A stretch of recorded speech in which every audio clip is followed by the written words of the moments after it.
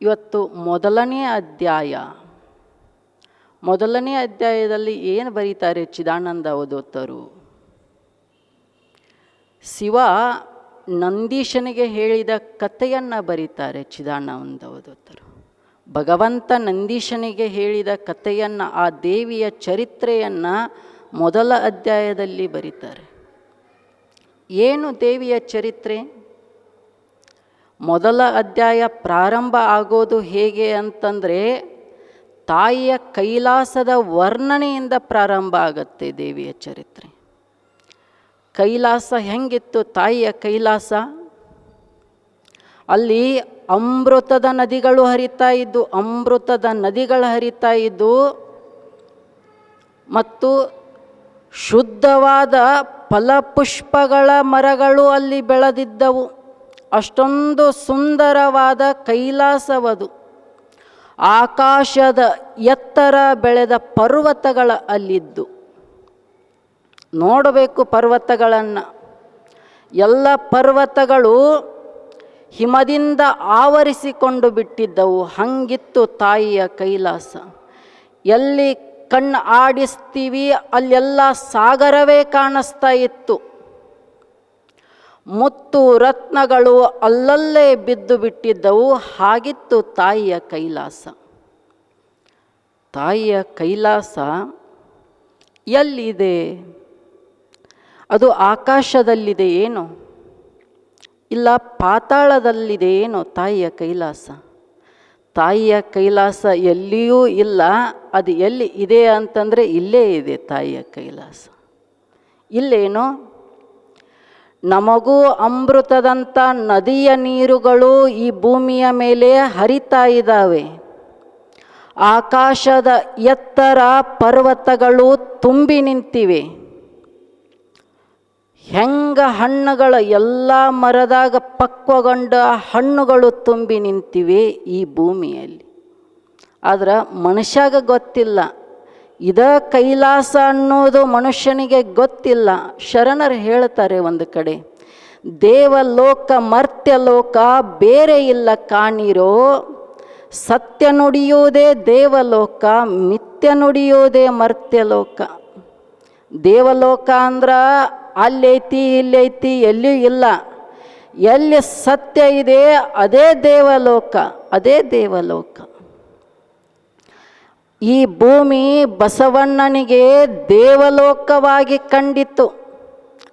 ಅಲ್ಲೇ ಅದ ಸಮಯಕ್ಕೆ ಇನ್ನೊಬ್ಬ ಇದ್ದ, ಕೊಂಡಿ ಮಂಚಣ್ಣ ಅಂಥೇಳಿ.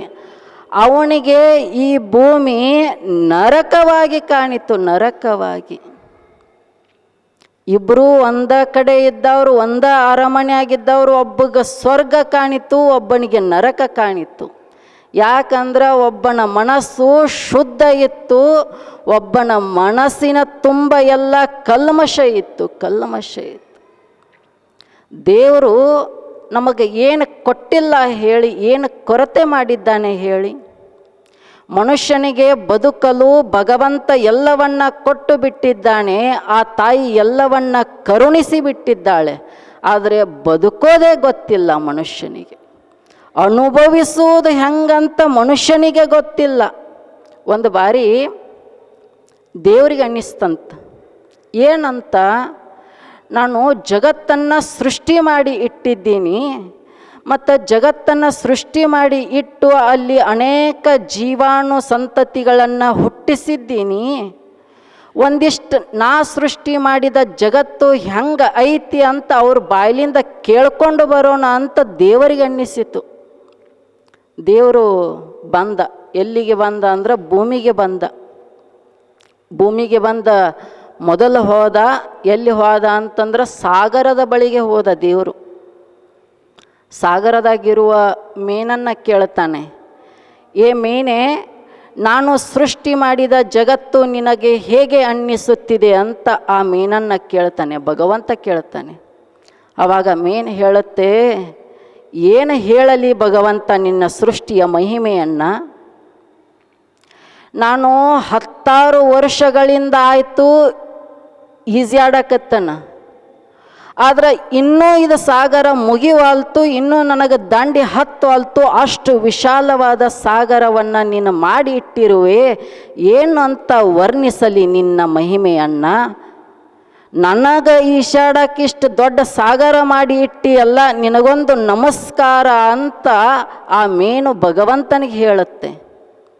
ಅವಾಗ ಭಗವಂತನಿಗೆ ಖುಷಿ ಆಯಿತು. ಭಾರಿ ಹೊಗಳಿತ್ತು ನನ್ನ ಅಂತ ಭಗವಂತನಿಗೆ ಖುಷಿ ಆಯಿತು. ಭಗವಂತ ಬಂದ.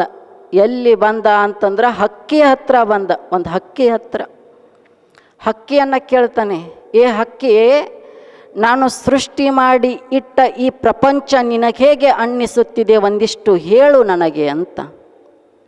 ಆವಾಗ ಹಕ್ಕಿ ಹೇಳುತ್ತೆ, ಭಗವಂತ, ಅದು ಹೇಳಲು ಅಸಾಧ್ಯವಾದದ್ದು, ಕೇವಲ ಒಂದೆರಡು ಪದಗಳಲ್ಲಿ ವರ್ಣನೆಗೆ ನಿಲುಕಲಾರದ್ದು ನಿನ್ನ ಸೃಷ್ಟಿಯ ಮಹಿಮೆ. ಎಷ್ಟು ಅದ್ಭುತ ಮಾಡಿ ಇಟ್ಟಿ ಅಂತಂದ್ರೆ, ನನಗಂತ ಹೇಳಿ ಎಲ್ಲ ಗಿಡದಾಗ ಪಕ್ವಗೊಂಡ ರಸವತ್ತಾದ ಹಣ್ಣುಗಳನ್ನು ತುಂಬಿ ಇಟ್ಟಿರುವೆ. ಮತ್ತು ಎಟ್ಟ ಹಾರತನ್ನು ರೆಕ್ಕಿ ಬಿಚ್ಚಿ ಇನ್ನೂ ಹಾರೋದು ಮುಗಿವಾಲ್ತು, ಅಷ್ಟು ಆಕಾಶದ ತುಂಬ ಬಯಲನ್ನೇ ಇಟ್ಟು ಬಿಟ್ಟಿರುವೆ. ಏನಂತ ಹೇಳಿ ವರ್ಣಿಸಲಿ ನಿನ್ನ ಜಗತ್ತಿನ ಸೃಷ್ಟಿಯನ್ನು ಅಂತ ಹಕ್ಕಿ ಹೇಳಿತು. ಮತ್ತು ಭಗವಂತನಿಗೆ ಇನ್ನೂ ಖುಷಿಯಾಗಿ ಬಿಟ್ಟ. ನಾ ಮಾಡಿದ್ದು ಭಾರಿ ಐತಿ, ಎಲ್ಲರೂ ಹೊಗಳಾಕತ್ತಾರ ಅಂತಂದ. ಭಗವಂತ ಒಂದು ಆಕಳ ಹತ್ರ, ಗೋವಿನ ಹತ್ರ ಬಂದು ಕೇಳ್ತಾನೆ, ಗೋವೆ, ನಾನು ಸೃಷ್ಟಿ ಮಾಡಿದ ಈ ಜಗತ್ತು, ಈ ಪ್ರಕೃತಿ ನಿನಗೆ ಹೇಗೆ ಅನ್ನಿಸುತ್ತಿದೆ ಅಂತ. ಆವಾಗ ಆ ಗೋ ಹೇಳುತ್ತೆ, ಅಲ್ಲ ದೇವರೇ, ಎಲ್ಲಿ ನೋಡ್ತಾನ ಅಲ್ಲಿ ಹಚ್ಚ ಹಸಿರಿನ ಪ್ರಕೃತಿಯ ಮಾತೆಯನ್ನು ಕಣ್ಣು ಮುಂದೆ ಇಟ್ಟು ಬಿಟ್ಟಿದ್ದೀಯಾ. ಇದಕ್ಕಿಂತ ಮತ್ತೊಂದು ಸ್ವರ್ಗ ಎಲ್ಲಿದೆ ಭಗವಂತನೇ, ಅಂಥ ಸ್ವರ್ಗ ಸೃಷ್ಟಿ ಮಾಡಿ ಬಿಟ್ಟಿದ್ದೀಯಾ. ನಿನಗೊಂದು ಕೃತಜ್ಞತೆ, ನಿನಗೊಂದು ನನ್ನ ನಮಸ್ಕಾರ ಅಂತ ಆ ಆಕಳು ಗೋ ಹೇಳುತ್ತೆ ಭಗವಂತನಿಗೆ. ಭಗವಂತ ಅಂದ, ಅಲ್ಲ, ಇವಕ್ಕ ಮಾತಾಡಕ್ಕೆ ಬಾಯಿ ಕೊಟ್ಟಿಲ್ಲ, ಮತ್ತು ಸ್ವಂತ ವಿಚಾರ ಮಾಡೋಕ್ಕೆ ಬುದ್ಧಿ ಕೊಟ್ಟಿಲ್ಲ, ಏನೂ ಇವಕ್ಕೆ ಕೊಟ್ಟಿಲ್ಲ. ಸುಮ್ಮ ಹಂಗೆ ಹುಟ್ಟಿಸಿನಿ ಬಿಟ್ಟನ ಭೂಮಿ ಮೇಲೆ, ಇವ ನನ್ನ ಇಟ್ಟು ಹೊಗಳ್ತಾವ. ಮತ್ತು ಇನ್ನು ಮನುಷ್ಯಾಗ ಎಲ್ಲ ಕೊಟ್ಟನು, ಅವ ನನ್ನ ಇನ್ನೂ ಎಟ್ಟು ಹೊಗಳಬೇಕು ಅಂತ ದೇವ್ರಿಗೆ ಅನ್ನಿಸ್ತು. ಅವಂಗೆಲ್ಲ ಕೊಟ್ಟನು, ಮಾತಾಡಕ್ಕೆ ಬಾಯಿ ಕೊಟ್ಟನು, ಸಂಪಾದನೆ ಮಾಡಕ್ಕೆ, ವಿಚಾರ ಮಾಡಕ್ಕೆ ಬುದ್ಧಿಶಕ್ತಿ ಕೊಟ್ಟನು. ಅವ ಭಾಳ ಹೊಗಳ್ತಾನ ನನ್ನ ಅಂಥೇಳಿ ಭಗವಂತ ಖುಷಿಯಿಂದ ಬಂದ, ಮನುಷ್ಯನಂತೇಳಿ ಬಂದ. ಮನುಷ್ಯನನ್ನು ಕೇಳ್ತಾನೆ, ಮನುಷ್ಯನೇ, ಈ ಜಗತ್ತು ನಾನು ಸೃಷ್ಟಿ ಮಾಡಿ ಇಟ್ಟಿದ್ದೀನಿ ಅಲ್ಲ, ನಿನಗೆ ಹೇಗೆ ಅನ್ನಿಸುತ್ತಿದೆ ಮನುಷ್ಯನೇ ಅಂತ ದೇವ್ರು ಕೇಳ್ತಾನ. ಮನುಷ್ಯ ಸಪ್ಪು ಮೋರಿ ಮಾಡ್ಕೊಂಡು ಹೇಳ್ತಾನ, ಏನು ನಿನಗೆ ಸೃಷ್ಟಿ ಮಾಡೋಕ್ಕೆ ಬಂದಿಲ್ಲ ಅಂತ ದೇವ್ರಿಗೆ ಹೇಳ್ತಾನೆ. ಮನುಷ್ಯ, ನಿನಗೆ ಸೃಷ್ಟಿ ಮಾಡೋಕ್ಕೆ ಬಂದಿಲ್ಲ, ಒಂದಿಷ್ಟು ಸೃಷ್ಟಿ ಮಾಡುವಾಗ ನನ್ನ ಕೇಳಬೇಕಿತ್ತ, ನೀ ನನ್ನ ಮಾರತ್ತಿ, ತಪ್ಪು ಮಾಡೀನಿ ಸೃಷ್ಟಿ ಅಂತ ಮನುಷ್ಯ ಕೇಳ್ತಾನ ಭಗವಂತಗ. ನಿನಗೆ ತಿಳಿದತ್ತೋ ಇಲ್ಲೋ, ಒಂದಿಷ್ಟು ಬುದ್ಧಿ ಐತೋ ಇಲ್ಲೋ, ನಿನಗೆ ಸೃಷ್ಟಿ ಮಾಡಿ ಹೆಂಗೆ ಮಾಡಿ ಅಂತಂದ್ರೆ, ದೊಡ್ಡ ಕುಂಬಳಕಾಯಿ ಸಣ್ಣ ಬಳ್ಳಿಯಾಗ ಇಟ್ಟು, ಸಣ್ಣ ಬಳ್ಳಿ ದೊಡ್ಡ ಕುಂಬಳಕಾಯಿ ಇಟ್ಟು, ಮತ್ತು ದೊಡ್ಡ ಗಿಡ ಮಾವಿನ ಗಿಡ ದೊಡ್ಡದೈತಿ, ಸಣ್ಣ ಮಾವಿನಕಾಯಿ ಅದ್ರಾಗಿಟ್ಟು, ನಿನಗೆ ಸೃಷ್ಟಿ ಮಾಡೋಕ್ಕೆ ಬಂದಿಲ್ಲ, ಮಾಡೋಕ್ಕಿಂತ ಮೊದಲು ನನ್ನಷ್ಟು ಕೇಳಬೇಕಿತ್ತು ಅಂತ ಮನುಷ್ಯ ಹೇಳಿದ. ಎಲ್ಲಿ ನಿಂತು ಹೇಳಾಕತ್ತಾನೋ, ಮಾವಿನ ಗಿಡದ ಬುಡಕ್ಕೆ ನಿಂತ ಭಗವಂತನಿಗೆ ಹೇಳತ್ತಾನ, ಉಪದೇಶ ಮಾಡತ್ತಾನ. ಅವಾಗ ಒಂದು ಸಣ್ಣನೆಯ ಗಾಳಿಗೆ ಮೇಲಿನ ಮಾವಿನ ಹಣ್ಣು ಉದುರಿ ಮನುಷ್ಯನ ತಲೆ ಮ್ಯಾಲೆ ಬೀಳತ್ತೆ. ಆವಾಗ ಮನುಷ್ಯಗೆ ಎಚ್ಚರ ಆಗತ್ತೆ, ಹೌದು, ಭಗವಂತ ಒಂದು ವೇಳೆ ನನ್ನ ಕೈಯಾಗ ಸೃಷ್ಟಿ ಮಾಡಕ್ಕೆ ಕೊಟ್ಟಿದ್ರೆ ಕುಂಬಳಕಾಯಿ ಹೋದ ಮಾವಿನ ಗಿಡದಾಗ ಇಟ್ಟಿರ್ತಿದ್ನಿ, ಇದೇ ಗಾಳಿ ಅವಾಗ ಬಿಟ್ಟಿತ್ತಂದ್ರೆ ಅದ ಕುಂಬಳಕಾಯಿ ನನ್ನ ತಲೆ ಮೇಲೆ ಬೀಳ್ತಿತ್ತು, ಎರಡು ಹೋಳಾಗಿ ಬಿಟ್ಟಿರ್ತಿತ್ತು. ಭಗವಂತ ನೀನು ಮಾಡಿದ್ದೇ ಸತ್ಯ, ನೀನು ಮಾಡಿದ್ದೇ ಸತ್ಯ ಅಂತ ಅವಾಗ ಒಪ್ಪಿಕೊಂಡ ಮನುಷ್ಯ. ಅವಾಗ ಒಪ್ಪಿಕೊಂಡ. ದೇವರು ಏನು ಮಾಡಿಟ್ಟಿಲ್ಲ ಹೇಳಿ ಜಗತ್ತಿನಲ್ಲಿ, ನಮಗಾಗಿ ಎಲ್ಲವನ್ನ ಕೊಟ್ಟು ಬಿಟ್ಟಿದ್ದಾನೆ. ಶರಣರು ಅದಕ್ಕೆ ಹೇಳ್ತಾರೆ, ಮಣ್ಣೊಳು ಹೊನ್ನುಂಟು, ಮರದೊಳು ಅಗ್ನಿ ಉಂಟು, ಹಾಲಿನೊಳು ತುಪ್ಪ ಉಂಟು. ಎಷ್ಟು ಚಂದ ಹೇಳ್ತಾರೆ ನೋಡಿದೆವು. ಮಣ್ಣೊಳು ಹೊಣ್ಣುಂಟು. ಹೊಣ್ಣಣ ಅಂತೆ ನಮಗೆ ಇವತ್ತು ಕೋಲಾರದ ಚಿನ್ನದ ಗಣಿ ನೆನಪಾಗತ್ತೆ. ಎಷ್ಟು ಹಡ್ಡಿದ್ರೂ ನಮ್ಮ ಆಸೆ ತೀರ್ತಾ ಇಲ್ಲ, ಅಷ್ಟು ಹಡ್ಡಾಕತ್ತೀವಿ. ಅದಷ್ಟ ಅಲ್ಲ, ಹೊಣ್ಣು ಅಂದ್ರೆ ಅದಷ್ಟ ಅಲ್ಲ. ಹೆಂಗಿದೆ ನೋಡಿ ಈ ತಾಯಿಯ ವೈಶಿಷ್ಟ್ಯತೆ, ಈ ಭೂತಾಯಿಯ ವೈಶಿಷ್ಟ್ಯತೆ. ಮನುಷ್ಯ ಕೇವಲ ಒಂದು ಕಾಳನ್ನು ಭೂಮಿಗೆ ಬಿತ್ತುತ್ತಾನೆ, ಆ ತಾಯಿ 6 ತಿಂಗಳಲ್ಲಿ 100 ಕಾಳುಗಳನ್ನು ಮನುಷ್ಯನಿಗೆ ಕೊಡುತ್ತದೆ. ಎಷ್ಟು ಶಕ್ತಿ ಇದೆ ಅದರೊಳಗೆ. ನಾವೆಲ್ಲ ಇವತ್ತು ವಿಜ್ಞಾನದಾಗ ಮುಂದುವರೆದಿದ್ದೀವಿ, ಸಂಶೋಧನೆಯಾಗ ಮುಂದುವರೆದಿದ್ದೀವಿ. ನಮ್ಮಂಗ ಯಾರೂ ಮುಂದುವರೆದವ್ರು ಇಲ್ಲ ಅಂತ ಹೇಳ್ಕೊಂಡು ತಿರುಗಾಡ್ತೀವಿ. ಒಬ್ಬ ವಿಜ್ಞಾನಿಗೆ ಒಂದು ಕಾಳು ಕೊಟ್ಟು ಭೂಮಿಯ ಸಹಾಯವಿಲ್ಲದ 100 ಕಾಳು ಮಾಡಿ ತೋರಿಸಿ ಅಂತ ಹೇಳಿ ಸಾಧ್ಯ ಆಗೋದಿಲ್ಲ. ಎಷ್ಟು ಇದೆ ಈ ಭೂಮಿಯ ಶಕ್ತಿ. ಹಾಲಿನೊಳಗೂ ತುಪ್ಪ ಉಂಟು. ಹಾಲಾಗ ತುಪ್ಪ ಐತಿ. ಹೆಂಗ ಐತಿ? ಒಳಗ ಐತಿ, ಕಣ್ಣಿಗೆ ಕಾಣದಂತೆ ಇದೆ. ಎಂಥ ಮಹಿಮೆ ದೇವನ ಸೃಷ್ಟಿ. ಮತ್ತು ಬೆಣ್ಣೆ ತೆಗಿತೀವಿ, ಬೆಣ್ಣೆ ತೆಗೆದು ತುಪ್ಪ ಮಾಡ್ತೀವಿ. ಅದ ಹಾಲದಾಗ ತುಪ್ಪ ಕೂಡಿಸ್ರಿ, ಕೂಡಂಗಿಲ್ಲ. ತೆಗೆದು ಕೂಡಿಸಿದ್ರೆ ಕೂಡಂಗಿಲ್ಲ. ಆದ್ರೆ ಅದ್ರಾಗಿಂದ ಬಂದತ್ತಿ ಹೆಂಗೆ ಇರಬೇಕು ಅವನ ವೈಶಿಷ್ಟ್ಯತೆ ತಿಳಿಯಬೇಕಲ್ಲ. ನಮಗೆ ಗೊತ್ತಿಲ್ಲ. ಒಂದಿಷ್ಟು ಕಣ್ಣನ್ನು ಬಿಟ್ಟು ಜಗತ್ತನ್ನು ಅರಳಿಸಿ ನೋಡಬೇಕು, ಹೃದಯವನ್ನು ತೆರೆದು ನೋಡಬೇಕು ಜಗತ್ತನ್ನು. ತಾಯಿ ನಮಗಾಗಿ ಎಲ್ಲವನ್ನ ಮಾಡಿ ಇಟ್ಟಿದ್ದಾಳೆ. ನಾವು ಅಂತೀವಿ, ಒಂದು 5 ರೂಪಾಯಿ ಪಣತಿ ತಗೊಳ್ತೀವಿ. 5 ರೂಪಾಯಿ ಪಣತಿ ತಗೊಂಡು 2 ರೂಪಾಯಿ ಬತ್ತಿ ತಗೊಳ್ತೀವಿ, 1 ರೂಪಾಯಿ ಎಣ್ಣೆ ತಗೊಳ್ತೀವಿ. ಎಣ್ಣೆ ತಗೊಂಡು ಎಲ್ಲಿ ಬರ್ತೀವಿ ಅಂದ್ರೆ ಗುಡಿಗೆ ಬರ್ತೀವಿ, ತಾಯಿ ಗುಡಿಗೆ ಬರ್ತೀವಿ. ತಾಯಿ ಗುಡಿಗೆ ಬಂದು ದೀಪ ಹಚ್ತೀವಿ. ದೀಪ ಹಚ್ಚಿ ತಾಯಿಗೆ ಹೇಳ್ತೀವಿ, ಅಲ್ಲ, ನಾ ಬರೋಕ್ಕಿಂತ ಮೊದಲ ನಿನ್ನ ಗರ್ಭಗುಡಿ ಕತ್ತಲಾಗಿತ್ತು. ನಾನು ಬಂದು ದೀಪ ಹಚ್ಚಿದ ಮೇಲೆ ನಿನ್ನ ಗರ್ಭಗುಡಿಗೆ ಬೆಳಕಾಗೈತಿ. ಎಷ್ಟು ಖರ್ಚು ಮಾಡೀನಿ ಇದಕ್ಕಂದ್ರೆ 5 ರೂಪಾಯಿ ಪಣತಿಗೆ ಖರ್ಚು ಮಾಡೀನಿ, 2 ರೂಪಾಯಿ ಬತ್ತಿಗೆ ಖರ್ಚು ಮಾಡೀನಿ, 1 ರೂಪಾಯಿ ಎಣ್ಣೆಗೆ ಖರ್ಚು ಮಾಡೀನಿ. ನಾ ಇಷ್ಟು ಖರ್ಚು ಮಾಡಿ ನಿನ್ನ ಗರ್ಭಗುಡಿ ಬೆಳಗಾಕತ್ತನ, ನಿನ್ನ ಬೆಳಕನ್ಯಾಗ ಇಟ್ಟನ, ಮತ್ತು ನನಗೇನಾರ ಕೊಡಲ್ಲ ಅಂತ ನಾವು ಕೇಳ್ತೀವಿ. ತಾಯಿ ಮುಂದೆ ಕೇಳ್ತೀವಿ, ಇಷ್ಟು ಕೊಟ್ಟನ ನನಗೇನಾರ ಕೊಡು ಅಂತ ಕೇಳ್ತೀವಿ. ವಿಚಾರ ಮಾಡಿ ನೋಡಿ, ತಾಯಿಗೆ ನಾವೇನು ಕೊಡೋಕ್ಕೆ ಸಾಧ್ಯ ಇದೆ? ಜಗತ್ತನ್ನು ಬೆಳಗುವವಳು ಅವಳು, ಜಗತ್ತನ್ನು ಬೆಳಗುವವಳು ಅವಳು. ಅವಳಿಗೆ ತನ್ನ ಗರ್ಭಗುಡಿ ಬೆಳಗಿಕೊಳ್ಳುವ ಶಕ್ತಿ ಇಲ್ಲವೇನು? ಶಕ್ತಿ ಇದೆ.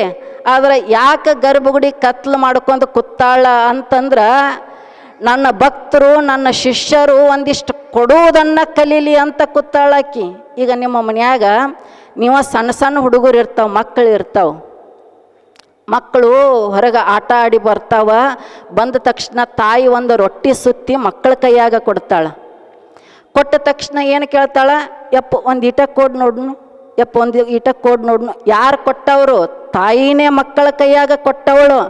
ಮತ್ತೆ ಎಲ್ಲಿ ಕೇಳ್ತಾಳ? ಒಂದಿಷ್ಟ ಕೊಡು ಅಂದರೆ ನನ್ನ ಮಗು ಕೊಡುವುದನ್ನು ಕಲೀಲಿ ಅಂತ ತಾಯಿಯ ಅಪೇಕ್ಷೆ. ಹಾಗೆ ಅವಳದ್ದು ಅಪೇಕ್ಷೆ. ನಾವು ಕೇಳ್ತೀವಿ, ನಿನ್ನ ಗರ್ಭಗುಡಿಗೆ ಇಷ್ಟು ಖರ್ಚು ಮಾಡಿ ಬೆಳಗಾಕತ್ತೀವಿ, ಆರುವ ಒಂದು ದೀಪವನ್ನು ಹಚ್ಚಿ ನಾವು ಅಷ್ಟು ಕೇಳ್ತೀವಿ. ಆದರೆ ವಿಚಾರ ಇರಲಿ, ಆರದೇ ಇರುವ ಸೂರ್ಯ ಚಂದ್ರರೆನ್ನುವ 2 ದೀಪಗಳನ್ನು ಅವಳು ಹಚ್ಚಿಟ್ಟಿದ್ದಾಳೆ. ಒಂದು ದಿನ ನಾ ಇಂಥವು ಹಚ್ಚಿಟ್ಟನು ಏನಾರ ಕೊಡು ಅಂತ ಕೇಳಿಲ್ಲ. ಎಷ್ಟು ವೈಶಿಷ್ಟ್ಯತೆ ಅವಳದ್ದು! ಅರಿಯಬೇಕಲ್ಲ, ಮನುಷ್ಯ ಅರಿತು ನಡೆಯಬೇಕಲ್ಲ. ಕೆಲವರು ಅಂತಾರ, ಏನರಿ ದೇವರು ಎಲ್ಲ ಸುಳ್ಳು, ದೇವರ ಜಗತ್ತಿನ್ಯಾಗ ಇಲ್ಲ, ದೇವರು ಇಲ್ಲ, ದೇವತೆನೂ ಇಲ್ಲ, ಅದೆಲ್ಲ ಕಟ್ಟು ಕತೆ, ಅದೆಲ್ಲ ಸುಳ್ಳು. ಈಗ ಚಾಲು ಮಾಡ್ಯಾರ. ದೊಡ್ಡ ದೊಡ್ಡ ಕಾಲೇಜುಗಳ ಪ್ರೊಫೆಸರ್ಗಳಾದವರು, ವಿಶ್ವವಿದ್ಯಾಲಯಗಳಲ್ಲಿ ಡಾಕ್ಟರೇಟ್ ಪಡೆದವರು ಚಾಲು ಮಾಡ್ಯಾರ. ದೇವರು ಇಲ್ಲ, ಸುಳ್ಳು. ಅವಾಗ ಒಂದು ಮನ್ಯಾಗ ಹಿಂಗೆ ಜಗಳ ಚಾಲು ಆಯ್ತು. ಅಲ್ಲಿ ಏನಿತ್ತು ಅಂತಂದ್ರೆ, ತಾಯಿ ಬಹಳ ದೈವಿ ಭಕ್ತಳು. ಆಕೆ ಶಿವರಾತ್ರಿಯಾಗ ಶಿವನ ಪೂಜೆ ಮಾಡ್ತಿದ್ಲು, ಮತ್ತು ಶ್ರಾವಣದಾಗ 1 ತಿಂಗಳು ವ್ರತ ಮಾಡ್ತಿದ್ಲು, ಮತ್ತು ನವರಾತ್ರಿಯಾಗ ದೇವಿ ಪೂಜೆ ಮಾಡ್ತಿದ್ಲು. ತಾಯಿ ಹಂಗೆ ಮಾಡ್ತಿದ್ಲು. ಅವ ಗಂಡ ಇದ್ದಾನೆ ಅಲ್ಲ, ಅವಳ ಗಂಡ ದೇವರು ಇಲ್ಲ, ನಿನ್ನ ದೇವರು ಇರುವುದಾದ್ರೆ ನನಗಷ್ಟು ತೋರಿಸ್ಲ ಅಂತ ನಿಂತು ಬಿಟ್ಟ. ದಿನ ಈಕಿ ಪೂಜೆ ಮಾಡ್ತಿದ್ಲು, ಆ ಪೂಜೆ ಕೆಡ್ಸವ, ದೇವ್ರು ಇಲ್ಲ, ಯಾಕೆ ಪೂಜೆ ಮಾಡ್ತಿ, ಅದಕ್ಕೆ ತೋರಿಸಲ ಇದ್ದಂದ ಅಂತ ನಿಂತು ಬಿಟ್ಟ. ದಿನ ಜಗಳ ಈಕಿ ಪೂಜೆ ಮಾಡಾಕಿ ಅವ ಆ ಪೂಜೆಯನ್ನು ಕೆಡ್ಸವ. ಒಂದು ದಿನ ಆ ಮನ್ಯಾಗ 7-8 ವರ್ಷದ ಒಂದು ಪುಟ್ಟ ಮಗು ಇತ್ತು, ಹೆಣ್ಣು ಮಗು. ಅದು ನೋಡ್ತಾ ಇತ್ತು, ತಂದೆ ತಾಯಿಗಳ ಜಗಳ ನೋಡ್ತಾ ಇತ್ತು. ವಿಚಾರ ಮಾಡಿತ್ತು, ನಮ್ಮ ತಂದೆಗೆ ಇದರ ಜ್ಞಾನ ಮಾಡಿಸಬೇಕು ಅಂತ ಮಗುವಿಗೆ ವಿಚಾರ. 7-8 ವರ್ಷದ ಮಗುವಿಗೆ ವಿಚಾರ. ಮಗು ಒಂದು ದಿನ ತಂದೆ ಬಂದು ಊಟಕ್ಕೆ ಕೂತ್ಕೊಳ್ಳುವ ಆ ಡೈನಿಂಗ್ ಟೇಬಲ್ ಮೇಲೆ ಒಂದು ಸುಂದರ ಚಿತ್ರಪಟವನ್ನು ತಂದು ಮಗು ಇಟ್ಟಿತ್ತು. ಮಗು ಇಟ್ಟ ತಕ್ಷಣ ತಂದೆ ಹೊರಗಡೆ ಆಫೀಸ್ಗೆ ಹೋಗಿದ್ದ, ಬಂದ ಮನೆಗೆ. ಊಟಕ್ಕಂತ ಟೇಬಲ್ ಮೇಲೆ ಕೂತ್ಕೊಂಡ. ಟೇಬಲ್ ಮೇಲೆ ಕೂತ್ಕೊಂಡ ತಕ್ಷಣ ಹೆಂಡತಿ ತಂದು ಕೊಟ್ಟಳು. ಅವನ ಕಣ್ಣಿಗೆ ಆ ಚಿತ್ರಪಟ ಬಿತ್ತು. ಹೆಂಗೆ ಇತ್ತಂದ್ರೆ ನೋಡಿದ್ರೆ ಅದ್ಭುತ ಅನ್ನಿಸ್ಬೇಕು, ಹಂಗೆ ಚಿತ್ರಪಟ ಇತ್ತು. ಅವ ಕೇಳಿದ, ಯಾರು ತೆಗೆದಾರ ಈ ಚಿತ್ರ, ಇಷ್ಟು ಚಂದ ತೆಗೆದಾರಲ್ಲ, ಯಾರು ತೆಗೆದಾರ ಈ ಚಿತ್ರ ಅಂತ ಅವನು ಕೇಳಿದ. ಅವಾಗ ಮಗಳು ನಿಂತಿದ್ಲು, ಯಾರೂ ತೆಗೆದಿಲ್ಲ ಆ ಚಿತ್ರ ಅಂತ ಮಗಳು ಹೇಳಿದ್ಲು, ಯಾರೂ ತೆಗೆದಿಲ್ಲ. ಅವಂದ, ನನ್ನನ್ನೇನು ಮೂರ್ಖ ಅಂತ ತಿಳ್ಕೊಂಡಿದ್ದೀಯಾ ನೀನು? ಚಿತ್ರವನ್ನು ಯಾರು ತೆಗೆಯದೆ ಹೆಂಗೆ ರಚನೆಗೊಳ್ಳುತ್ತದೆ? ಅದು ಯಾರೋ ಒಬ್ಬರು ತೆಗೆದಾಗ ಇದೆ ಈ ಚಿತ್ರ ರಚನೆಗೊಂಡಿದೆ. ಅವಾಗ ಮತ್ತೆ ಮಗಳು ಹೇಳಿದ್ಲು, ಇಲ್ಲ, ಯಾರೂ ತೆಗೆದಿಲ್ಲ. ಅವಾಗ ಅವ ಹೇಳಿದ, ಆ ಹುಡುಗಿಯ ತಂದೆ ಹೇಳಿದ, ಅಲ್ಲ, ಇವತ್ತವ ತೆಗೆದವ ನಮ್ಮ ಕಣ್ಣು ಮುಂದೆ ಕಾಣಿಸ್ತೇ ಇರಬಹುದು, ಆದರೆ ಈ ಚಿತ್ರ ತೆಗೆದವ ಎಲ್ಲೋ ಒಬ್ಬ ಅದಾನ, ಎಲ್ಲೋ ಒಬ್ಬ ಇದ್ದಾಗ ಈ ಚಿತ್ರ ಮೂಡಿ ಬಂದಿದೆ, ಅವನು ಇಲ್ಲದೆ ಈ ಚಿತ್ರ ಮೂಡಲು ಅಸಾಧ್ಯ ಅಂತ ಅವ ಹೇಳಿದ. ಅವಾಗ ಹುಡುಗಿ ಹೇಳಿತು, ನಾನು ನಿನಗೆ ಇದನ್ನು ಹೇಳಬೇಕಂತ ಮಾಡಿದ್ನಿ, ಮತ್ತು ಇಷ್ಟು ಸುಂದರವಾದ ಪ್ರಪಂಚವನ್ನು ನಿರ್ಮಾಣ ಮಾಡಿದ್ದಾನೆ, ಆ ನಿರ್ಮಾಣದ ಹಿಂದೆ ಒಬ್ಬ ಇರಬೇಕಲ್ಲ, ಅವ ಇವತ್ತು ನಮ್ಮ ಕಣ್ಣಿಗೆ ಕಾಣದೇ ಇರಬಹುದು, ಆದರೆ ಇಷ್ಟೊಂದು ಸುಂದರವಾದ ಜಗತ್ತನ್ನು ನಿರ್ಮಾಣ ಮಾಡಿದವನು ಒಬ್ಬ ಇರಬೇಕಲ್ಲ, ಅದಕ್ಕೆ ತಾಯಿ ಅವ ಕಣ್ಣಿಗೆ ಕಾಣದಿದ್ರು ಅವನು ಪೂಜಿಸಾಕತ್ತಾಳ, ಇದಾನೆ ಅವನು ಅಂತ ಮಗು ಹೇಳಿತು. ಹೌದಲ್ಲ, ಭಗವಂತ ಎಷ್ಟು ವಿಶೇಷ ವಿಚಿತ್ರ ಮಾಡಿ ಇಟ್ಟಿದ್ದಾನೆ ನೋಡಿ. ವಿಶಾಲ ಕಣ್ಣು ಹಾಯಿಸಿದಷ್ಟು ವಿಶಾಲವಾದ ಸಾಗರವನ್ನು ಮಾಡಿ ಇಟ್ಟಿದ್ದಾನೆ ಭಗವಂತ. ಸಾಕು ಅನ್ನುವಷ್ಟು ಮರಗಳನ್ನು ಸೃಷ್ಟಿ ಮಾಡಿ ಆ ಮರಗಳ ತುಂಬವೆಲ್ಲ ಹಣ್ಣುಗಳನ್ನೇ ತುಂಬಿ ಇಟ್ಟಿದ್ದಾನೆ. ಅದರ ಮನುಷ್ಯ ಎಲ್ಲ ಕೊಟ್ಟಣ ದೇವರು, ಆ ತಾಯಿ ಎಲ್ಲ ಕೊಟ್ಟಾಳ ಮನುಷ್ಯನಿಗೆ. 10 ಎಕರೆ ಹೊಲ ಐತಿ, ಇವಂದು ಎಷ್ಟು ಐತಿ? 10 ಎಕರೆ ಹೊಲ ಐತಿ. 10 ಎಕರೆ ಹೊಲದಾಗ ಅಣ್ಣತಮ್ಮರು ಬ್ಯಾರೆ ಆದಮೇಲೆ 10 ಎಕರೆ ಬಂದೈತಿ ಹೊಲ.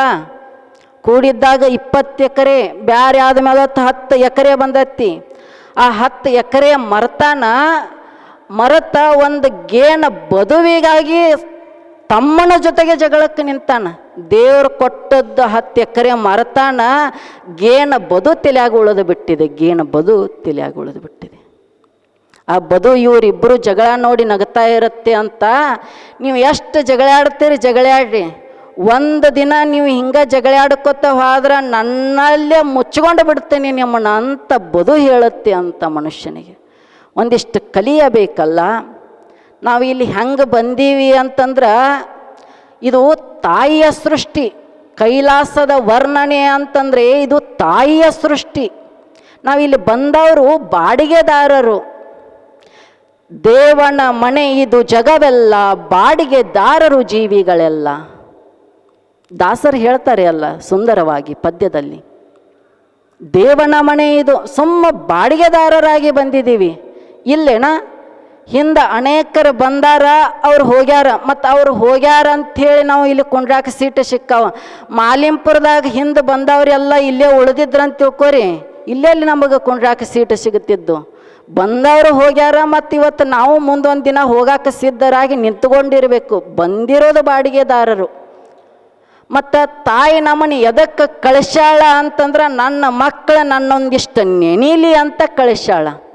ದೇವ ನಮ್ಮನ್ನು ಭೂಮಿಗೆ ಬಿಟ್ಟಿರುವುದು ನಮ್ಮನ್ನೊಂದಿಷ್ಟು ನೆನೆಯಲಿ ಇರಬೇಕು ತಿಳಿಯಾಗ. ಅದು ಈಗ ನಾವು ನಿಮ್ಮ ಮನೆಗೆ ಬಂದಿರ್ತೀವಿ, ಬಂದಾಗ ಒಂದು ಮಾತು ಹೇಳ್ತೀವಿ ನಾವು, ಎಷ್ಟು ದೊಡ್ಡದ ಮನೆ ಕಟ್ಸಿರಿ, ಎಷ್ಟು ಸುಂದರ ಮನೆ ಕಟ್ಸಿರಿ, ಭಾರಿ ಒಳ್ಳೆ ಬಣ್ಣ ಮಾಡಿರಿ, ಲೈಟಿಂಗ್ಸ್ ಏನು ನೋಡಬೇಕು ಅಷ್ಟು ಚಂದ ಮಾಡಿರಿ ಅಂತ ನಿಮಗೆ ಹೇಳ್ತೀವಿ ನಾವು. ಮನೆ ನೋಡಿದ ತಕ್ಷಣ ಹೇಳ್ತೀವಿ. ನೀವೊಂದು ನಮಗೆ ಹೇಳ್ತೀರಿ ಅವಾಗ, ಏನಿಲ್ಲ ಅಪ್ಪುಗಳ ಎಲ್ಲ ನಿಮ್ಮದ ಐತಿ, ನಮ್ಮದೇನು ಐತಿ ಅಂತ ನೀವು ಹೇಳ್ತೀರಿ.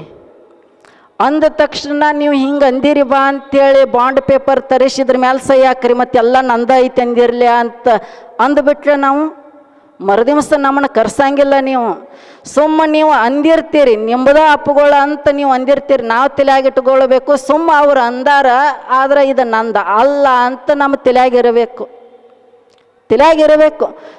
ಯಾರೋ ಉತ್ತಾರದಾಗ ನಮ್ಮ ಹೆಸರು ಸೇರಿಸಿರ್ತಾರ, ಉತ್ತಾರದಾಗ ಅಷ್ಟ ಹೆಸರು ಇರಲಿ ಬ್ಯಾಡಲ್ಲ, ತಲೆಯಾಗ ಇರಬಾರದು. ನಂದು ಇಷ್ಟು ಎಕರೆ ಐತಿ ಅನ್ನೋದು ತಲೆಯಾಗ ಇರಬಾರದು.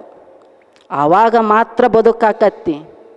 ಇಲ್ಲೇನ ಇವತ್ತು ನಮ್ಮದು ಹೆಸರು ಆ ಉತ್ತಾರದಾಗ ಕೂತಿರ್ಬೇಕು, ಮತ್ತು ಹಿಂದೆ 100 ವರ್ಷದಿಂದ ಯಾರ್ದೋ ಇತ್ತ, ಇನ್ನು 100 ವರ್ಷದಿಂದ ಯಾರ್ದೋ ಹೆಸರು ಕೊಂಡಿರ್ತೈತಿ. ನಮ್ಮ ಹೆಸರು ತೆಗೆದಿರ್ತಾರ, ಅವ್ರ ಹೆಸರು ಸೇರಿಸಿರ್ತಾರ. ಹೆಂಗೆ ಕಾಯ್ತಿರ್ತಾರ ಅಂದ್ರೆ ಜನ, ಇವ್ರು ಯಾವಾಗ ಹೊಕ್ಕಾರ, ನಮಗೆ ಯಾವಾಗ ಅವಕಾಶ ಸಿಗತೈತಿ ಅಂತ ಕಾಯ್ತಿರ್ತಾರ. ತಿಳ್ಕೊಂಡಿರಬೇಕು, ಇದೆಲ್ಲ ಆ ತಾಯಿಯದ್ದೇ ಇದೆ. ತಾಯಿಯನ್ನು ಹೊರತುಪಡಿಸಿ, ದೇವನನ್ನು ಹೊರತುಪಡಿಸಿ ಈ ಜಗದಲ್ಲಿ ಮತ್ತೊಂದು ಇಲ್ಲ. ಪ್ರತಿಯೊಂದು ಜೀವರಾಶಿಯಲ್ಲಿಯೂ ಭಗವಂತನೇ ತುಂಬಿಕೊಂಡಿದ್ದಾನೆ. ಅದಕ್ಕೋಸ್ಕರ ಜಗತ್ತನ್ನು ಪ್ರೀತಿಸಬೇಕು, ಜಗತ್ತನ್ನು ಗೌರವಿಸಬೇಕು, ಜಗತ್ತನ್ನು ಆನಂದಿಸಬೇಕು. ಹೆಂಗೆ ಮಾಡೀವಿ ಅಂತಂದ್ರೆ, ಆ ಅಮೃತದ ನದಿಗಳಿಗೆ ನಮ್ಮ ಚರಂಡಿ ನೀರುಗಳನ್ನು ಸೇರಿಸಿಬಿಟ್ಟು ಕಲುಷಿತ ಮಾಡಿಬಿಟ್ಟಿದ್ದೇವೆ. ಆ ತಾಯಿ ನೀಡಿದ ಸ್ವಚ್ಛ ಶುದ್ಧ ಗಾಳಿಗೆ ಹೊಗೆಯನ್ನು ತುಂಬಿಬಿಟ್ಟಿದ್ದೇವೆ. ಬರೀ ಅಲ್ಲೇ ಹೊಗೆ ತುಂಬಿ ಅದನ್ನು ಅಷ್ಟೇ ಹೊಲಸು ಮಾಡಿಲ್ಲ, ನಮ್ಮ ಒಳಗೂ ಹೊಲಸು ಮಾಡಿಕೊಂಡು ಬಿಟ್ಟಿವಿ. ಒಂದು ಕಡೆ ಒಂದು ಬಾರಿ ಒಂದು ಊರಾಗ ಹನುಮಂತ ದೇವ್ರ ಗುಡಿ ಇತ್ತು. ಹನುಮಂತ ದೇವ್ರ ಗುಡಿ ಎಲ್ಲಿರ್ತೈತಿ ಗೊತ್ತೈತೇನೆ? ಯಾವಾಗಲೂ ಊರು ಹೊರಗೆ ಇರ್ತೈತಿ. ಊರು ಸುಟ್ಟರು ಹನುಮಾಪ್ ಸುಡಂಗಿಲ್ಲ ಅಂತ ಹೇಳ್ತಾರೆ ಹಿರಿಯರು. ಆದರೆ ಇವತ್ತಿನ ಕಾಲಕ್ಕೆ ಊರು ಒಳಗೆ ಬಂದಾನ, ಅಷ್ಟು ಜನಸಂಖ್ಯೆ ಬೆಳೆದು ಬಿಟ್ಟತಿ. ಒಂದು ಕಾಲಕ್ಕೆ ಊರು ಹೊರಗೆ ಹನುಮಾಪ್ ಇದ್ದ. ಹನುಮಪ್ಪ ಪೂಜಾರಿ 5 ಗಂಟೆಗೆ ಪೂಜೆಗಂದ ಹೋದ, ಹನುಮಂತ ದೇವ್ರ ಗುಡಿಗೆ ಪೂಜೆಗೆ ಹೋದ. ಪೂಜೆಗೆ ಹೋದ ತಕ್ಷಣ ಅಲ್ಲಿ ಒಂದು 4-5 ಹಂದಿಗಳ ಗುಡಿಯಾಗ ಮಲಗಿದ್ದು, ಹನುಮಂತ ದೇವ್ರ ಗುಡಿಯಾಗ ಮಲಗಿದ್ದು 4-5 ಹಂದಿಗಳು. ಪೂಜಾರಿಗೆ ಸಿಟ್ಟು ಬಂತ, ಬೇಯಕತ್ತಿದ ಹಂದಿಗಳನ್ನು. ನಿಮಗೆ ತಿಳಿತತ್ತಿಲ್ಲ, ಇದು ನೀವು ಬರುವ ಜಾಗ ಅಲ್ಲ, ಇದು ಮನುಷ್ಯರು ಬರುವ ಜಾಗ. ನಿಮಗೆ ಇಲ್ಲಿ ಮಕ್ಕೊಳ್ಳೋಕೆ ಅರ್ಹತೆ ಇಲ್ಲ, ನೀವು ಮಕ್ಕಳು ಜಾಗ ಅಲ್ಲ, ಇದು ಮನುಷ್ಯರು ಬರುವ ಜಾಗ ಅಂತ ಪೂಜಾರಿ ಬೇಯಕತ್ತಿದ. ಅದ್ರಾಗ ಒಂದು ಬುದ್ಧಿವಂತ ಹಂದಿ ಇತ್ತು. ಅದು ಕೇಳಿಸ್ಕೊತು ಆಮೇಲೆ ಎದ್ದು ನಿಂತು ಅವಂಗೆ ಹೇಳಾಕತ್ತಿ ಪೂಜಾರಿಗೆ, ಹೌದ್ರಿ ಪೂಜಾರಿಗಳೇ, ನೀವು ಹೇಳೋದು ಸತ್ಯವಾದ ಮಾತು, ಇದನ್ನು ನಾವು ಬರೋ ಜಾಗ ಅಲ್ಲ, ನಮ್ಮ ಜಾಗ ಬೇರೆ ಐತಿ. ಆದರೆ ಏನು ಮಾಡ್ಬೇಕ್ರಿ, ನಮ್ಮ ಜಾಗದಾಗ ಮನುಷ್ಯರೆಲ್ಲ ಬಂದು ಮಕ್ಕೊಳಕತ್ತಾರ, ಅದಕ್ಕೆ ನಾವು ಇಲ್ಲಿ ಬಂದು ಮಕ್ಕೊಳಕತ್ತೀವಿ ಅಂತ ಹಂದಿ ಹೇಳಿತ್ತು.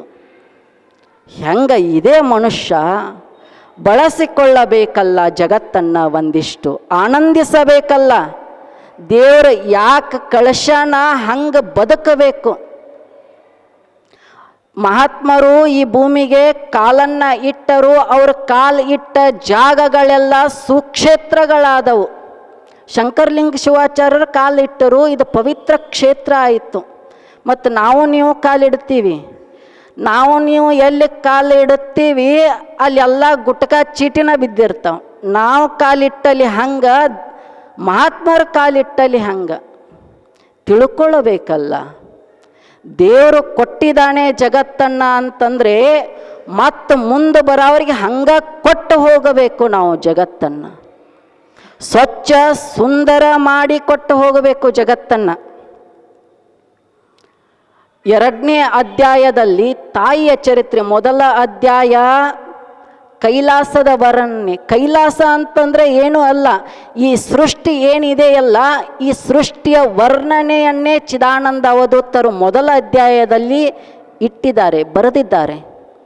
ಎಷ್ಟು ಅದ್ಭುತವಾಗಿದೆ ಈ ಸೃಷ್ಟಿ ಅನ್ನೋದನ್ನು ಹೇಳಿದ್ದಾರೆ.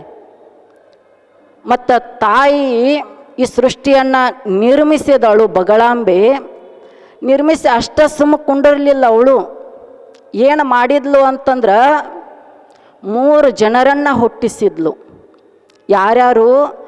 ಬ್ರಹ್ಮ, ವಿಷ್ಣು, ಮಹೇಶ್ವರರನ್ನು ಹುಟ್ಟಿಸಿ ಭೂಮಿಗೆ ಬಿಟ್ಲು. ಭೂಮಿಗೆ ಬಿಟ್ಟ ತಕ್ಷಣ ಇವರು 3 ಮಂದಿ ಬಂದು ಭೂಮಿಯಾಗ ಬಿದ್ದರು. ಅಲ್ಲೆಟ್ಟು ಇಲ್ಲೆಟ್ಟು 5-6 ವರ್ಷ ತಿರುಗಾಡಿದ್ರು. ಇವ್ರಿಗೆ ಬೇಸರ ಆಯ್ತು.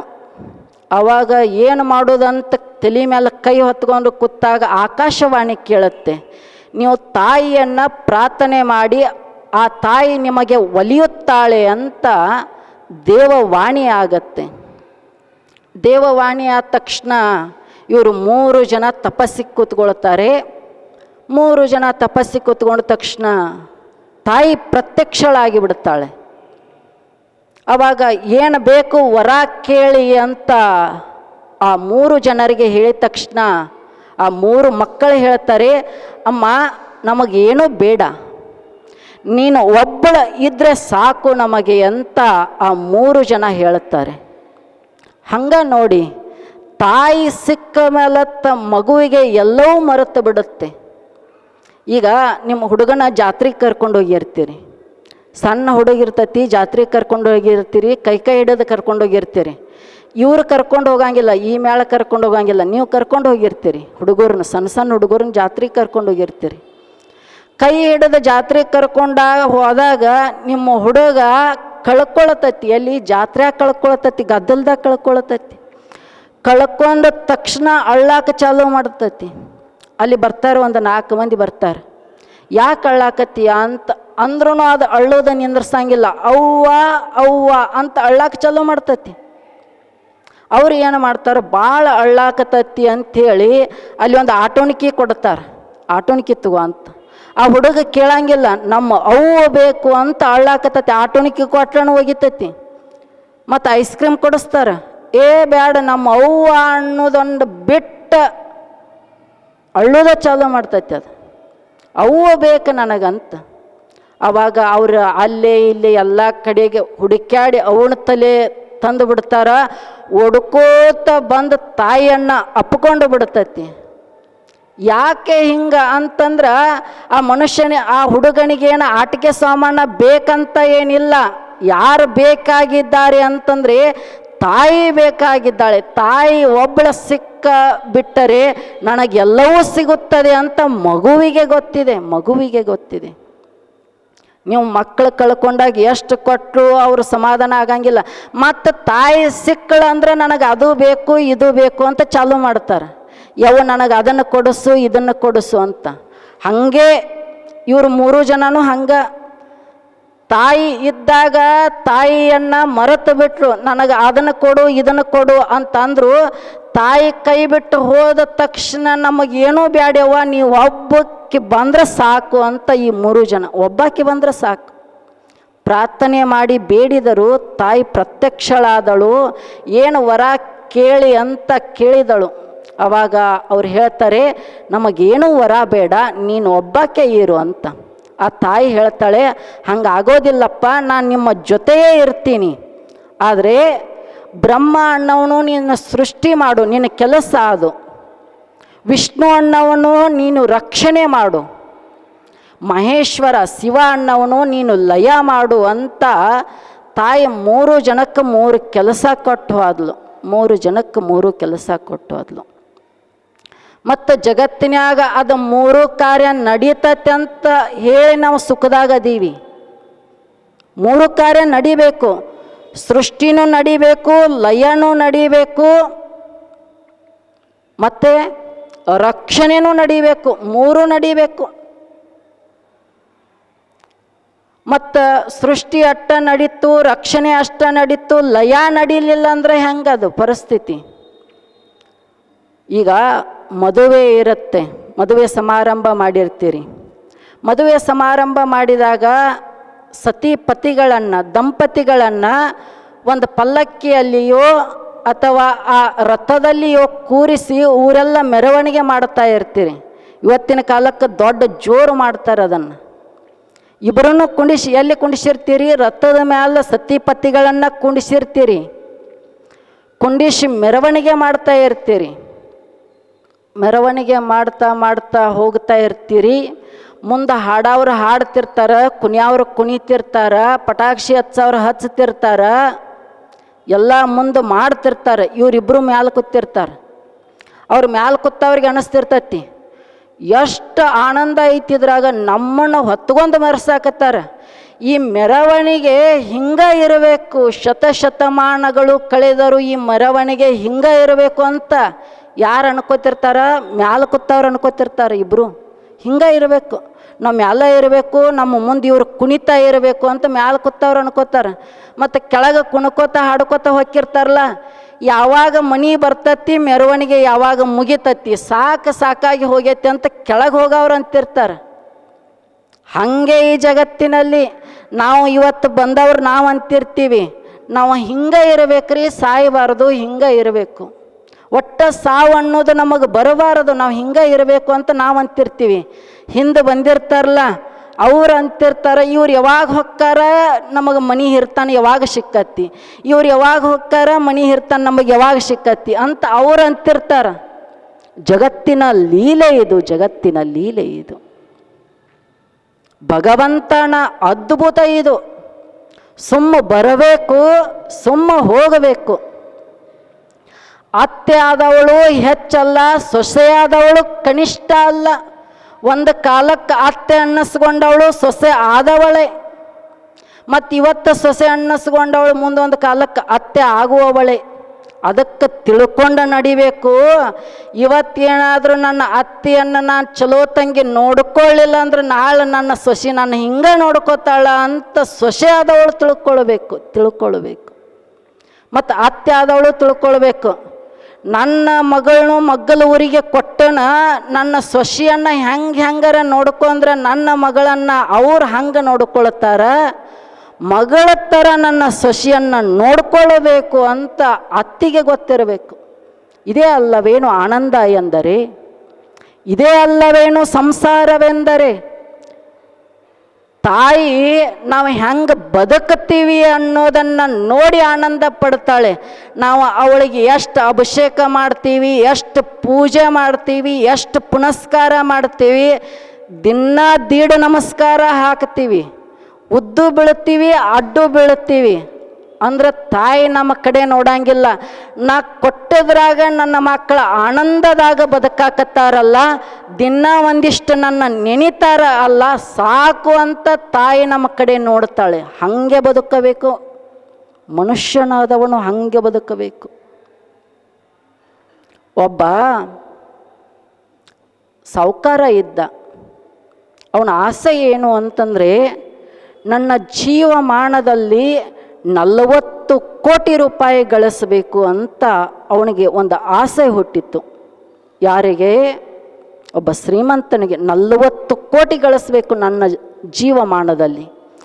40 ಕೋಟಿ ರೂಪಾಯಿಗಳನ್ನು ನಾನು ನೋಡಿ ಆನಂದಿಸಬೇಕು ಅಂತ ಅನ್ಕೊಂಡ. ಅನ್ಕೊಂಡ ಹಗಲ ರಾತ್ರಿ ಅನ್ನದ ದುಡ್ದ. ಯಾರಿಗೂ ಒಂದಿಷ್ಟು ಕೊಡಲಿಲ್ಲ. ನೀಲಕಂಠೇಶ್ವರ ಮಠದಾಗ ದೇವಿ ಪುರಾಣ ನಡೆದತ್ತಿ. ಮತ್ತು ಇಲ್ಲಿ ಅನೇಕರು ಬಂದ ಪ್ರಸಾದವನ್ನು ಸ್ವೀಕಾರ ಮಾಡಿ ಹೊಕ್ಕಾರ. ಪಾವನ ಕ್ಷೇತ್ರ ಆಗೈತಿ ಅಂತ ಹೇಳಿ 4-5 ಮಂದಿ ಹಿರಿಯರು ಅವನ ಮನೆಗೆ ಹೋದರು. ಮನೆಗೆ ಹೋದ ತಕ್ಷಣ ಒಂದಿಟ್ಟು ಪಟ್ಟಿ ಬರೆಸ್ರಿ ಅಂತ ಕೇಳಿದರು. ಅವ ಹೇಳಿದ, ದೇವಿ ಪುರಾಣರ ನಡೀಲಿ ದೆವ್ವದ ಪುರಾಣರ ನಡೀಲಿ, ನಾನಕ ಪಟ್ಟಿ ಬರ್ಸಂಗಿಲ್ಲ. ಯಾಕಂದ್ರೆ 40 ಕೋಟಿ ಗಳಿಸ್ಬೇಕಂತ ನಿರ್ಧಾರ ಮಾಡೀನಿ, ಗಳಿಸೋತನ ಯಾರಿಗೂ ಕೊಡಂಗಿಲ್ಲ ನಾನು ಅಂತ. ಸುಮ್ಮ ಹಿರಿಯರು ಬಂದರು. ಬಂದ ತಕ್ಷಣ 40 ಕೋಟಿ ಹಗಲು ರಾತ್ರಿ ಎನ್ನದೆ ಯಾರಿಗೂ ದಾನ ಧರ್ಮ ಮಾಡದೆ ಗಳಿಸಿ ಇಟ್ಟು ಟಿಸ್ರಿ ತೆಗೆದು ನೋಡ್ತಾನ. ಆನಂದ ಆಗತ್ತೆ. ಆನಂದ ಉಕ್ಕಿ ಬಂದಿತ್ತು. ಅಷ್ಟಾಗ ಮಗ್ಗಲ ಶಿವ ಬಂದಿದ್ದ. ಯಾರು? ಲಯವನ್ನ ಮಾಡಿಕೊಳ್ಳುವ ಶಿವ ಯಮನನ್ನ ಕಳಿಸಿದ. ತನ್ನ ಅಂಗರಕ್ಷಕನಾದ ಯಮನನ್ನ ಕಳಿಸಿದ್ದ. ಯಮ ಬಂದ ಮಗ್ಗಲ್ ನಿಂತ ಹೇಳಿದ, ತಮ್ಮ ನಿಂದ ಟೈಮ್ ಮುಗದತ್ತಿ, ಹೋಗೋಣ ಬಾ ಅಂತಂದ. ಇವಂದ, ಅಲ್ಲೋಪ, ನಾ ಜೀವಮಾನದಾಗ ಇವರಿಗೆ ಯಾರಿಗೂ ಕೊಡಲ್ದ, ಸ್ವತಃ ನಾನಾ ತಿನ್ನಲ್ದ 40 ಕೋಟಿ ಗಳಿಸೀನಿ, ಮತ್ತು ಇದನ್ನು ಎಲ್ಲ ಹೆಂಗೆ ಬಿಟ್ಟು ಬರಲಿ ಅಂತ ಇವ ಹೇಳಿದ. ಬಿಟ್ಟು ಬರೋಕ್ಕಾಗಂಗಿಲ್ಲ ಅಂತ ಇವ ಹೇಳಿದ. ಅವಾಗ ಯಮ ಅಂದ, ಇಲ್ಲ, ಇಲ್ಲಿ ನೋಡು, ಒಂದು ಲಿಸ್ಟ್ ತಂದನು ನಾನು. ಲಿಸ್ಟ್ನ್ಯಾಗ ಮೊದಲ ಹೆಸರು ನಿಂದ ಐತಿ. ಲಿಸ್ಟ್ ಪ್ರಕಾರ ಒಯ್ಯಾಕತ್ತ, ನಾನೇನು ಅಪರಾಧ ಮಾಡಾಕತ್ತಿಲ್ಲ. ಯಾರದ ಮೊದಲ ಹೆಸರು ಐತಿ ಅವ್ರ ಪಾಳೆ ಪ್ರಕಾರ ಒಯ್ಯಾಕತ್ತನ. ಮೊದಲು ನಿಂದ ಹೆಸರು ಐತಿ, ನೀ ಬರಬೇಕು ಅಂತ ಯಮ ಹೇಳಿದ. ಇವ ಹೇಳಿದ. ಮತ್ತೀಗ ಈ ಶ್ರೀಮಂತರ ಬುದ್ಧಿ ಹಿಂಗೆ ಇರ್ತಾವ ನೋಡ್ರಿ. ಎಲ್ಲರದು ಅಂತ ಹೇಳತ್ತಿಲ್ಲ, ಒಂದಿಷ್ಟು ಜನರದ್ದು. ಭಾಳ ಗಳಿಸೀವಿ ಅಂತಂದ್ರೆ ಒಂದಿಷ್ಟು ಲಂಚ ಕೊಟ್ಟುಬಿಟ್ರೆ ಅಧಿಕಾರಿಗಳು ನಮ್ಮ ಕೆಲಸ ಮಾಡ್ತಾರೋ ಅಂತ ಇದ್ದು ಬಿಡ್ತೈತಿ. ಕೆಲಸ ಮಾಡ್ತಾರೆ ಅಧಿಕಾರಿಗಳು ನಂಬದು, ಲಂಚ ಕೊಡೋದು.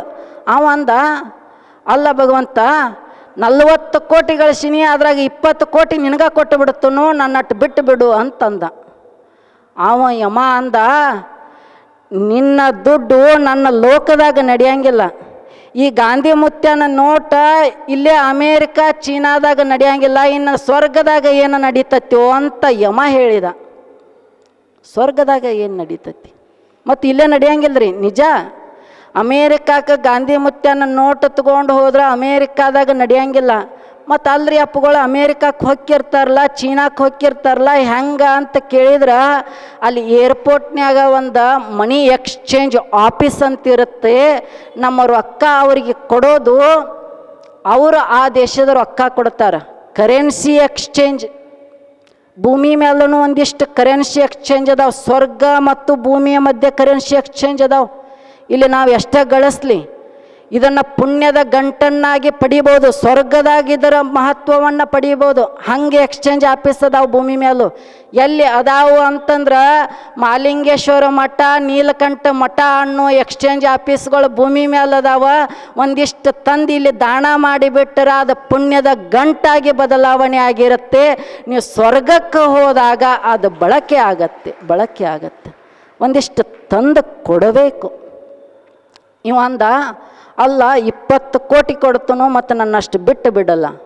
ಅವಂದ, ನಮ್ಮ ದೇಶದಾಗ, ನಮ್ಮ ಸ್ವರ್ಗದಾಗ ಆ ರೊಕ್ಕ ನಡೆಯಂಗಿಲ್ಲ ಅಂತ ಯಮ ಹೇಳಿದ. ಅವಂದ, ಇಲ್ಲೋ ಮಾರಯ್ಯ, ನಾ 1 ಕೋಟಿ ಇಟ್ಕೋತನು, ಮತ್ತು 1 ದಿನ ಬದುಕಾಕ್ಬಿಡು, ಇದನ್ನು ಆನಂದಿಸಲಿಲ್ಲ, ಅನುಭವಿಸಲಿಲ್ಲ. ಬರೀ ದುಡಿದು ಯಾರಿಗೂ ಕೊಡದೆ ಗಳಿಸಿಟ್ಟನ, 1 ದಿನ ಬಿಡು, ಅನುಭವಿಸುತ್ತೇನೆ ನಾನು ಅಂತ ಇವು ಕೇಳಿದ.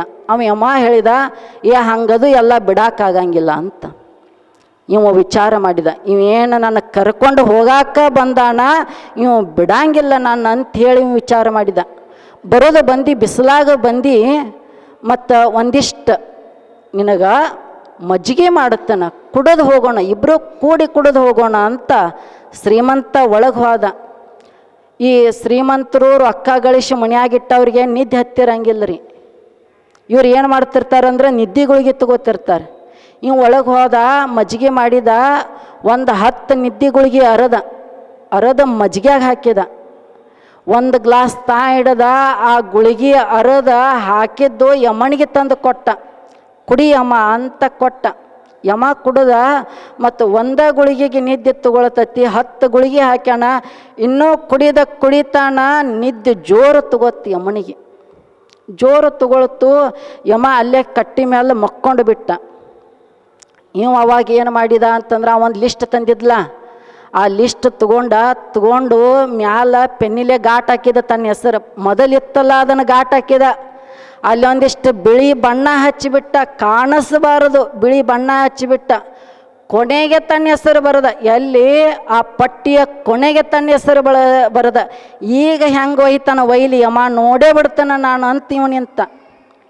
ಯಮ 4-5 ತಾಸು ಮಕ್ಕೊಂಡ ಹೇಳ್ತಾನ.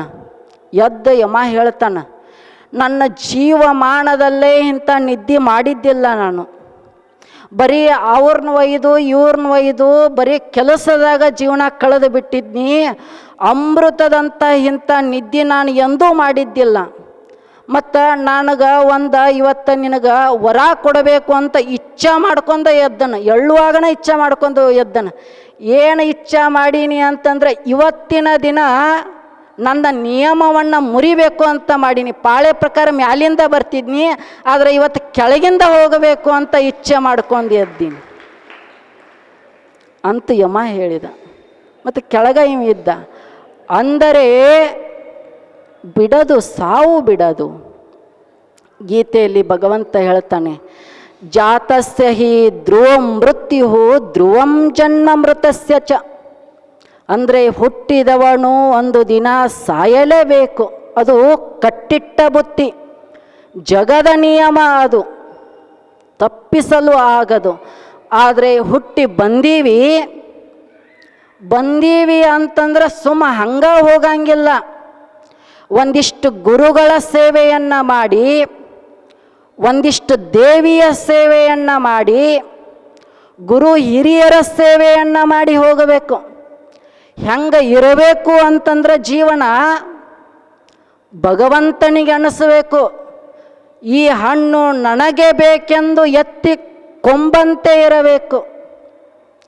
ಉದುರಿ ಬೀಳುವ ಮೊದಲೇ ಈ ಹಣ್ಣು ನನಗೆ ಬೇಕಂತ ಹೇಳಿ ಭಗವಂತ ಎತ್ತಿಕೊಳ್ಳಬೇಕು. ಹಂಗೆ ಜೀವನ ಮಾಡಬೇಕು. ಹಂಗೆ ಮಾಡಬೇಕು. ನಾವು ಮಾಡ್ತೀವ್ರಿ ಜೀವನ. ಹೆಂಗೆ ಮಾಡ್ತೀವಿ ಗೊತ್ತೈತೇನ? ಮನೆ ಕಟ್ಸಿರ್ತೀವಿ, ಭಾಳ ರೊಕ್ಕ ಖರ್ಚು ಮಾಡಿ ಮನೆ ಕಟ್ಸಿರ್ತೀವಿ. ಮನೆ ಕಟ್ಸಿರ್ತೀವಿ, ಅದ್ರ ಮುಂದೆ ಒಂದು ಕಟ್ಟಿ ಮಾಡಿರ್ತೀವಿ. ಮನೆ ಮುಂದೆ ಕಟ್ಟಿನೂ ಕಟ್ಟಿಸ್ತೀವಿ.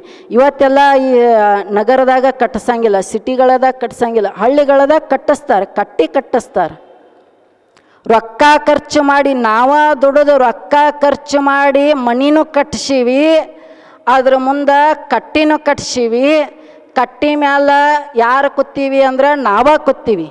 ಮನೆ ಕಟ್ಟಿಸಿದವರು ಆ ಮನೆಗೆ ಪರಿಶ್ರಮವೂ ನಮ್ಮದ, ಮತ್ತು ಕಟ್ಟಿನೂ ನಮ್ಮದ. ಕಟ್ಟಿ ಮೇಲೆ ಕೂತವರು ಆದ್ರೆ ಮಾತಾಡೋ ಸುದ್ದಿ ಮಾತ್ರ ಬೇರೆದವ್ರದ್ದು.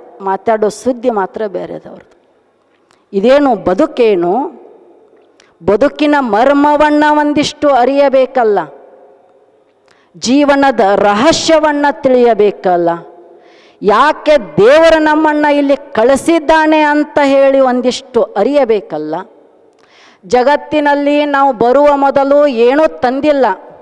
ಯಾರ ಅಪ್ಲಿಕೇಶನ್ ಹಾಕ್ಕೊಂಡು ಬರಾಗ ನಾವು ಹುಟ್ಟಿ ಬರ್ತನ ಮತ್ತು ನಾ ಬರೋಕ್ಕಿಂತ ಮೊದಲ ನನಗೊಂದಿಷ್ಟು ಉಸಿರಾಡಕ್ಕೆ ಗಾಳಿ ಬೇಕು, ತಿರುಗಾಡಕ್ಕೆ ಮಣ್ಣು ಬೇಕು, ಕುಡಿಯೋಕೆ ನೀರು ಬೇಕು ಅಂತ ಯಾರು ಅಪ್ಲಿಕೇಶನ್ ಹಾಕ್ಕೊಂಡು ಬಂದೀವಣ್ಣ?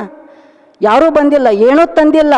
ಮತ್ತು ನಾವು ಹುಟ್ಟಿ ಬರೋಕ್ಕಿಂತ ಮೊದಲ ಭಗವಂತ ನಮಗೆಲ್ಲ ಕೊಟ್ಟು ಬಿಟ್ಟಿದ್ದಾನೆ. ಆ ಬಗಳಾಂಬೆ ನಮಗೆಲ್ಲವನ್ನ ಕೊಟ್ಟು ಕಳಿಸಿದ್ದಾಳೆ. ಹುಟ್ಟಿ ಬರೋಕ್ಕಿಂತನ ಸೃಷ್ಟಿ ಮಾಡಿ ಇಟ್ಟಿದ್ದಾಳೆ. ಮತ್ತು ಹುಟ್ಟಿ ಬಂದ ಮೇಲೆ ಇದು ನಂದು ಚಾಲು ಆಗಿಬಿಟ್ಟತಿ. ಅಪ್ಪಗಳ ಈ ಮನೆ ನಾ ಕಟ್ಟಿಸೀನಿ ಅಂತ ನಾವು ಹೇಳ್ತೀವಿ. ಹೌದಪ್ಪ, ಮನೆಯನ್ನು ನೀನೇ ಕಟ್ಟಿಸುವುದಾದರೆ ಆ ದೇವ ಸೃಷ್ಟಿಸಿದ ಮಣ್ಣು ಕಲ್ಲುಗಳನ್ನು ಬಿಟ್ಟು ಮನೆಯನ್ನು ಕಟ್ಟಿಸು ನೋಡೋಣ. ನೀನೇ ಮನೆಯನ್ನು ಕಟ್ಟಿಸುವುದಾದರೆ ಕಟ್ಟಿಸು ನೋಡೋಣ. ಅಪ್ಪುಗಳ ಮನೇನು ನಾ ಕಟ್ಟಿಸಿಲ್ಲ ಅಂತ ನೀವು ಹೇಳಕತ್ತೀರಿ. ಮತ್ತು ಏನೂ ನಾ ಮಾಡೋ ಇಲ್ಲ ಅಂತ ನೀವು ಹೇಳಾಕತ್ತೀರಿ. ಮತ್ತು ಈ ಮಕ್ಕಳನ್ನು ಹುಟ್ಟಿಸಿದವ್ರು ಯಾರಂತ ತಿಳ್ಕೊಂಡಿರಿ? ನಾ ಹುಟ್ಟಿಸೀನಿ ಅಂತ ಈ ಮಕ್ಕಳು ಹುಟ್ಟ್ಯಾರ ಅಂತ ಮಕ್ಕಳನ್ನಾರ ನಾ ಹುಟ್ಟಿಸೀನಿ ಇಲ್ಲರಿ ಅಂತ ಕೇಳ್ತೀರಿ. ಹೌದ್ರಿಪ್ಪ, ಮಕ್ಕಳನ್ನು ನೀವು ಹುಟ್ಟಿಸ್ತೀರಿ, ಆ ಹುಟ್ಟಿಸುವ ಶಕ್ತಿ ನಿಮ್ಮೊಳಗಿದೆ ಅಂತ ನೀವು ತಿಳ್ಕೊಂಡಿರಿ ಅಂತ ಅಂದರೆ ಹುಟ್ಟಿಸ್ರಿ ನೋಡೋಣ. ಸಿದ್ಧಾರೂಢ ಅಂತ ಒಬ್ಬ ಮಗನನ್ನು ಹುಟ್ಟಿಸಿ, ವಿವೇಕಾನಂದರಂಥ ಒಬ್ಬ ಮಗನನ್ನು ಹುಟ್ಟಿಸಿ, ಶಂಕರಲಿಂಗ ಶಿವಾಚಾರ್ಯರಂಥ ಒಬ್ಬ ಮಗನನ್ನು ಹುಟ್ಟಿಸಿ, ನೀವೇ ಮಗನನ್ನು ಹುಟ್ಟಿಸುವುದಾದರೆ ಒಬ್ಬ ಮಗನನ್ನು ಆ ಥರ ಹುಟ್ಟಿಸಿ. ನಿಮ್ಮ ಮಕ್ಕಳು ನಿಮ್ಮ ಮಾತ ಕೇಳಂಗಿಲ್ಲ, ಅಂಥವ್ರನ್ನೇನು ಹುಟ್ಟಿಸೋದಾಕತಿ. ಮತ್ತು ನಾ ಹುಟ್ಟಿಸೋದ ಏನಿದೆ? ಏನೂ ಇಲ್ಲ ಇಲ್ಲಿ.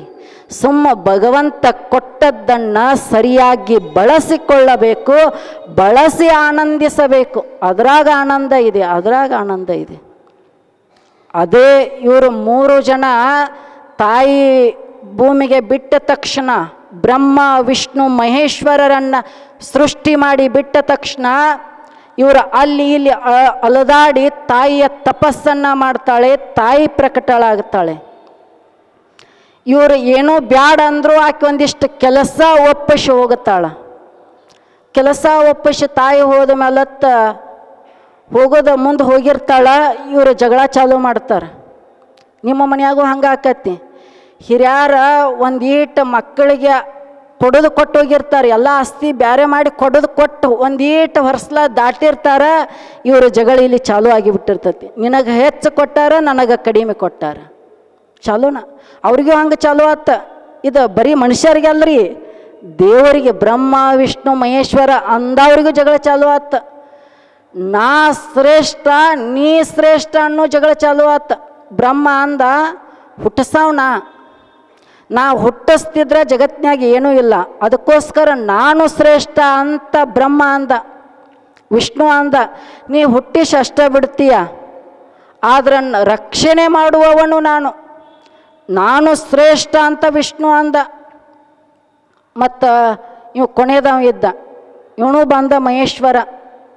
ಇವಂದ ನೀವು ಹುಟ್ಟಿಸ್ತೀರಿ, ರಕ್ಷಣೆ ಮಾಡ್ತೀರಿ, ಇತ್ತಂದ್ರೆ ಜಗತ್ತಿನ್ಯಾಗ ಎಲ್ಲ ನಾಶ ಆಗಿ ಹೊಕ್ಕಿತ್ತು. ಇಷ್ಟೋ ತಾಳಿಗೆ ನಾ ಹುಟ್ಟಿಸಿದವ್ರನ್ನ ಕರ್ಕೊಳತನ ಅನ್ನೋದಕ್ಕಾಗಿ ಜಗತ್ತು ಉಳಿದತಿ, ಅದಕ್ಕೋಸ್ಕರ ನಿಮ್ಮಿಬ್ಬರಿಗಿಂತ ನಾ ಶ್ರೇಷ್ಠ ಅಂತ ಇವಂದ.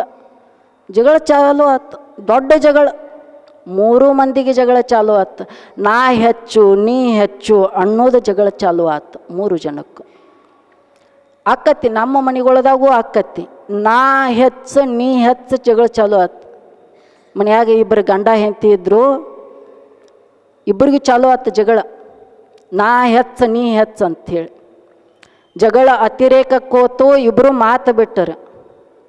ಮಾತು ಬಿಟ್ಟ ತಕ್ಷಣ ಒಂದು ದಿನ ಗಂಡ ಬ್ಯಾರೆ ಊರಿಗೆ ಹೋಗಬೇಕಿತ್ತು. ಬೆಳಗ್ಗೆ 5 ಗಂಟೆಗೆ ಏಳಬೇಕಿತ್ತು.